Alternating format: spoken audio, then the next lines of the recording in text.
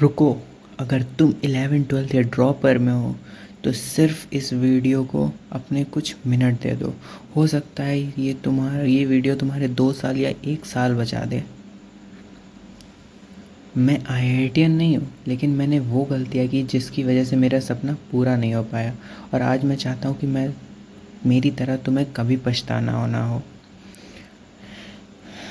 तो वीडियो को स्टार्ट करते हैं। नमस्कार दोस्तों, स्वागत है आपका द इंजीनियरिंग लाइफ पे। आज की वीडियो मेरे दिल के बहुत करीब है। आज मैं अपनी गलतियां बताने वाला हूँ। अगर आपने पार्ट 1 नहीं देखा है, जिसमें मैंने 5 गलतियां बताई हैं जो 11th और 12th ड्रॉपर के लिए भी हैं, तो आप जाके देखिए फिर इसको देखना, क्योंकि ये वीडियो का पार्ट 2 है। और जो इससे पार्ट 1 से पहले जो वीडियो है उसमें मैंने आपके साथ एक प्रैंक किया था। मैंने इंजीनियरिंग लाइफ अपने चैनल की जगह एस्पिरेंट लाइफ बोल दिया था। वो एक टोटली प्रैंक था। मैं जीएल बजाज से ही अपनी इंजीनियरिंग करने वाला हूँ 4 साल। वो मैंने एक प्रैंक किया था। तो अब बात करते हैं अपनी छठी गलती पे, रिवीजन को इग्नोर करना। एक बात हमेशा याद रखना, जेई में वही आता है जो याद रहता है। सिर्फ लेक्चर देख लेने से सिलेक्शन नहीं होता। और मैं कई बार चैप्टर पूरा करके खुश हो जाता था कि मैंने लेक्चर देख लिया, मतलब चैप्टर ख़त्म। लेकिन यही सबसे गलती है। हर लेक्चर के बाद जो टीपीपी देते हैं फिज़िक्स वाला के टीचर्स, वो करनी चाहिए। और होमवर्क देते हैं वो करनी चाहिए। और वो प्रैक्टिस सीट्स भी देते हैं हर चैप्टर की, तो वो भी तुम्हें करनी चाहिए। सबसे ज़्यादा प्रैक्टिस, जितनी प्रैक्टिस करो, रिगरस प्रैक्टिस करो, उसी से सिलेक्शन होगा। मेरा तो बस यही मानना है। तुम भले लेक्चर ना देखो, कम देखो, केवल जहाँ पे अटको वहीं पे लेक्चर देख लो समझने के लिए। अपना क्या बोलते हैं उसे, मतलब अवधारणा के लिए। तो जैसे पूरा चैप्टर करके मैं खुश हो जाता था, लेकिन 20 दिन बाद वही चैप्टर लगभग भूल चुका होता था। ऐसा इसलिए क्योंकि रिवीजन नहीं किया। मैंने लेक्चर देख लिया, बस हो गया रिवीजन। जैसे सुबह 9 बजे से शाम के 3 बजे तक क्लासेस चलती थी। 9 से 11, फिर 11 से 1, फिर 1 से 3, मतलब बीच में 15 मिनट का ब्रेक रहता था। तो क्या था, मैंने क्लासेस देख ली, बस ख़त्म। फिर उतनी में थक गया कि अब आगे मन ही नहीं कर रहा। ये बात याद रखना कि प्रैक्टिस करना बहुत ज़रूरी है। लेक्चर कम देखो, लेकिन प्रैक्टिस ज़्यादा करो। सिर्फ लेक्चर देखने से सिलेक्शन नहीं होगा।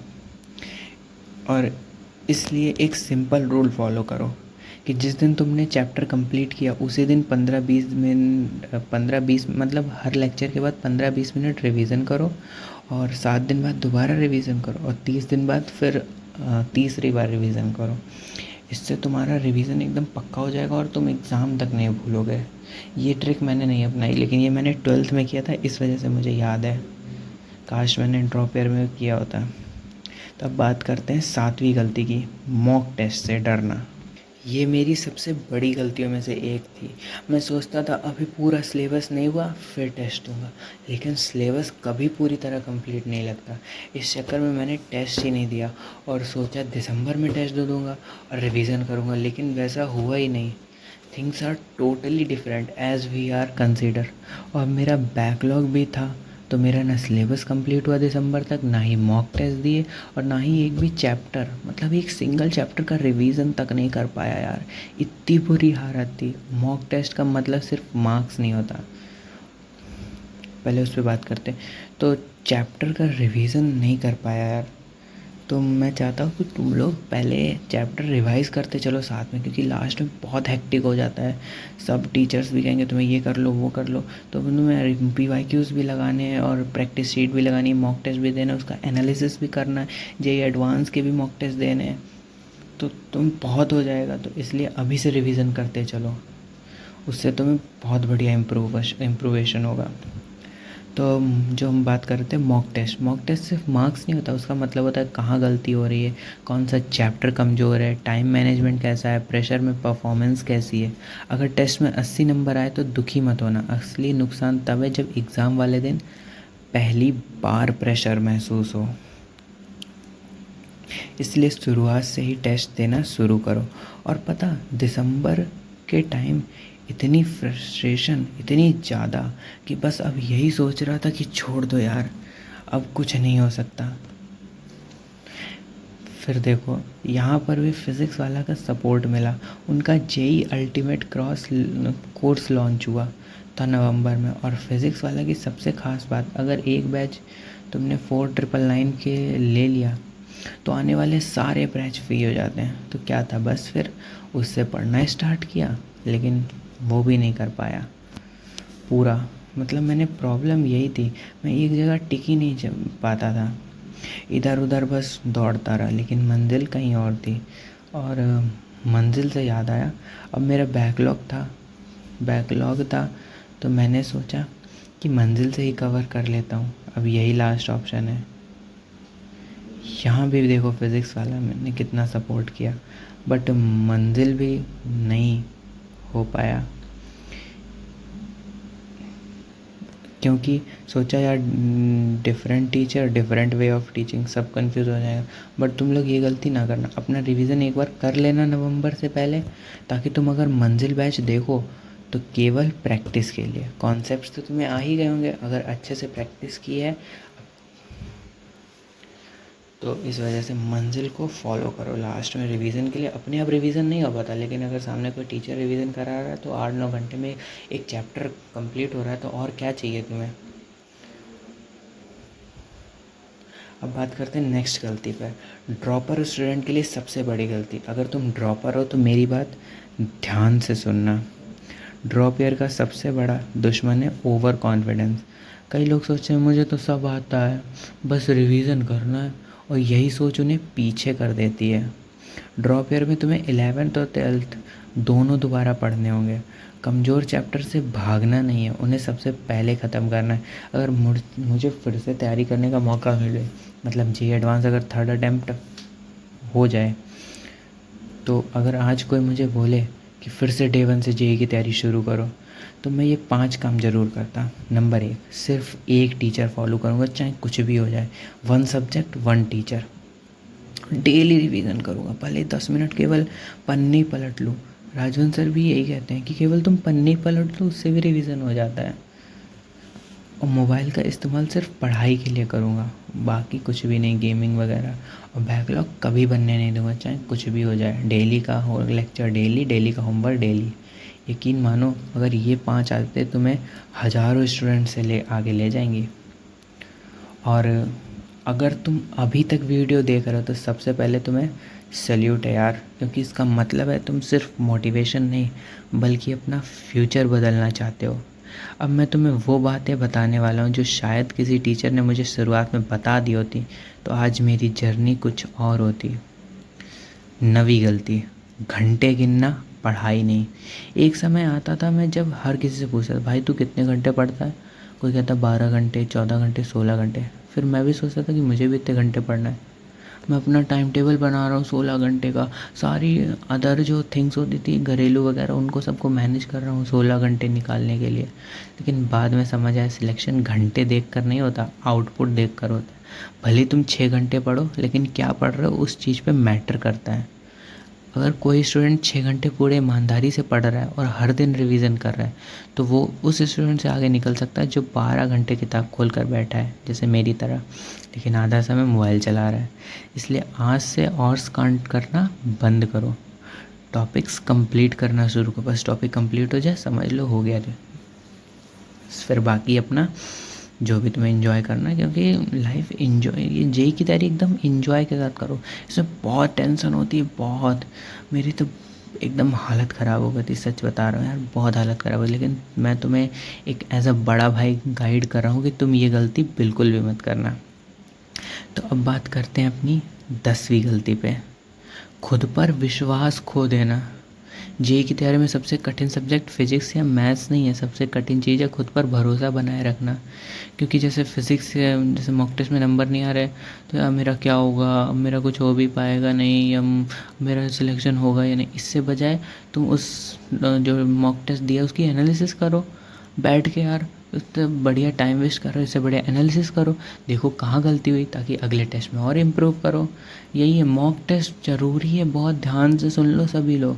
मॉक टेस्ट देना ही देना है, मॉक टेस्ट नहीं दोगे तो सिलेक्शन नहीं होगा, क्योंकि तुम्हें पता ही नहीं चलेगा तुम क्या गलती कर रहे हो यार। देखो कोई भी अगर जंग लड़ी जाती है तो उससे पहले प्रैक्टिस करते ही हैं। जैसे कोई क्रिकेट हुआ, T20 वर्ल्ड कप हुआ, तो उससे पहले प्लेयर्स प्रैक्टिस करते हैं ना। तो वही चीज़ है, तुम्हें मॉक टेस्ट देना हो। मॉक टेस्ट का मतलब क्या हुआ? Practice test. तुम्हें वो देना होगा, एक्चुअल एग्ज़ाम होगा, उसके लिए प्रिपेयर होना पड़ेगा। यहाँ पे भी तुम PW की रियल टेस्ट सीरीज़ है वो ज्वाइन करते हो, ज्वाइन कर सकते हो। RTS बहुत अच्छी सीरीज़ है वो। और अब बात करते हैं, लोग कहेंगे तुमसे मॉक टेस्ट के लिए, तुमसे नहीं होगा, मॉक टेस्ट ख़राब होगा, और कहेंगे तुमसे नहीं होगा, रिश्तेदार कंपेयर करेंगे, दोस्त आगे निकल जाएंगे। लेकिन याद रखना ये सब टेम्परेरी है, मतलब एक ऐसे ही है। तो अगर तुम रोज़ मेहनत करोगे तो रिज़ल्ट भी एक दिन बदल जाएगा। अगर भगवान मुझे एक मौका दे दे कि फिर से 11 शुरू कर, तो मैं यही करता।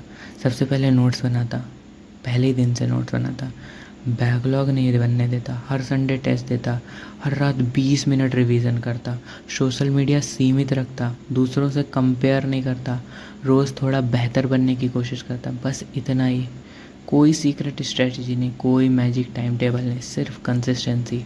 30 डे टाइम टेबल। अगर तुम सच में JEE निकालना चाहते हो